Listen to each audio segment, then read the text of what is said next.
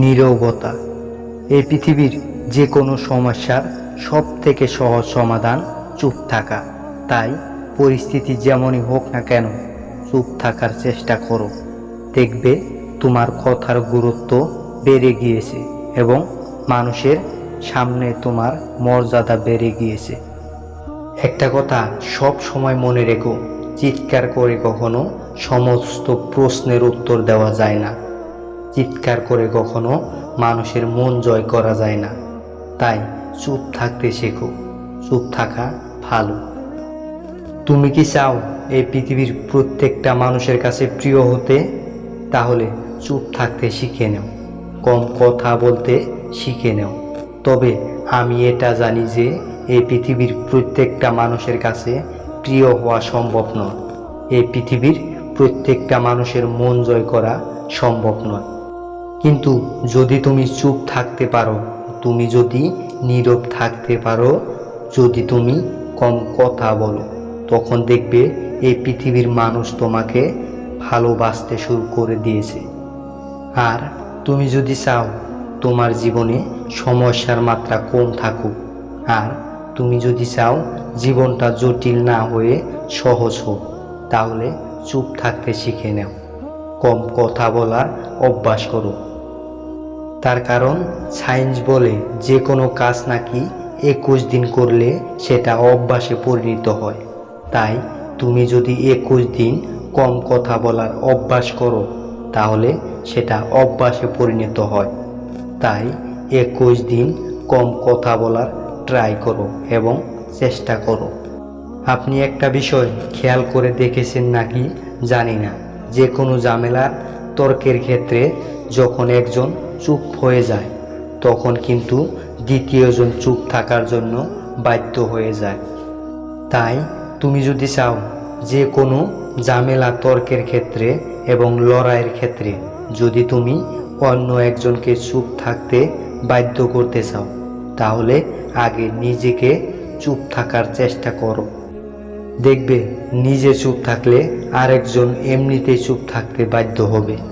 দেখবে যে মানুষ চুপ থাকে তাদের জীবনে কারো সাথে লড়াই এবং তর্ক হয় না।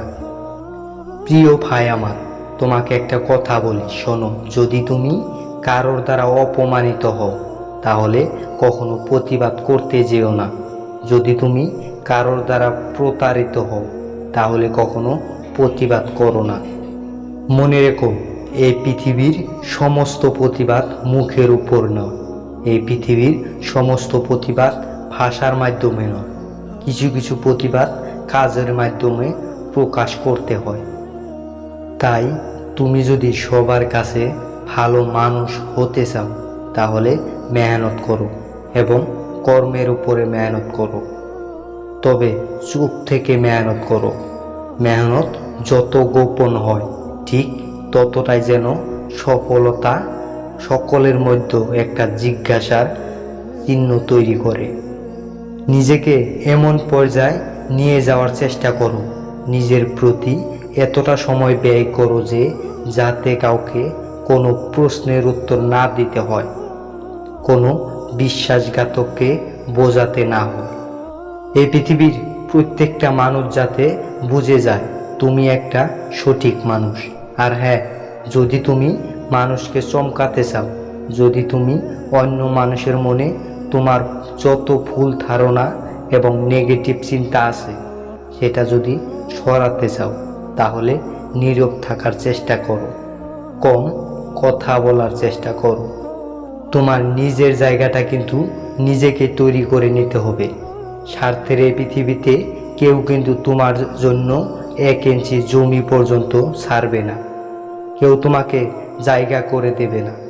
আর যারা হয়তো তোমাকে জায়গা করে দেবে, তারা হয়তো বা তোমার থেকে কিছু মজুরি নিবে।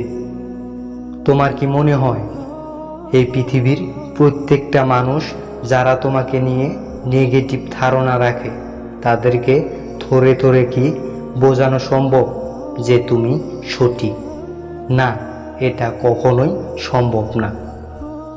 তবে এটুকু বলতে পারি, যদি তুমি চুপ থাকো, যদি তুমি কম কথা বলো, তাহলে দ্বিতীয় কোনো সমস্যার মধ্যে জড়াবে না, দ্বিতীয় কোনো সমস্যায় পড়বে না।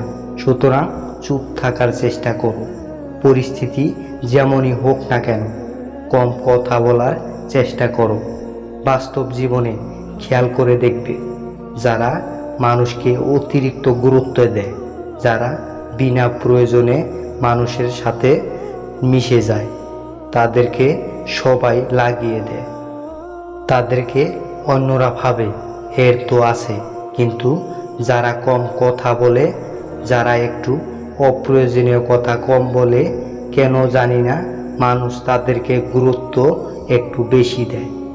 যদি কম কথা বললে মানুষের ভ্যালু বেড়ে যায়, যদি কম কথা বললে মানুষের সম্মান করতে শুরু করে, যদি কম কথা বললে সমস্যার মাত্রা কমে যায়, যদি কম কথা বললে দুঃখের মাত্রা কমে যায়, যদি কম কথা বললে ঝামেলা থেকে দূরে থাকা যায়, তাহলে কম কথা বলো।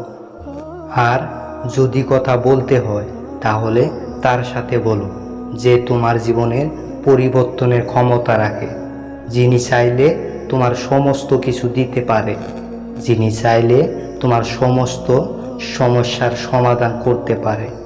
তুমি তার প্রতি বিশ্বাস রাখো, যিনি তোমাকে এই পৃথিবীতে পাঠিয়েছেন, যে তোমার জীবনের নিয়ন্ত্রক।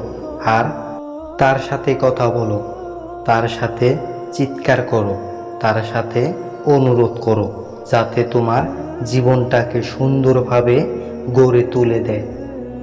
হ্যালো গাইস, আরও এরকম নতুন নতুন ভিডিও পাওয়ার জন্য চ্যানেল সাবস্ক্রাইব করে রাখবেন। ধন্যবাদ।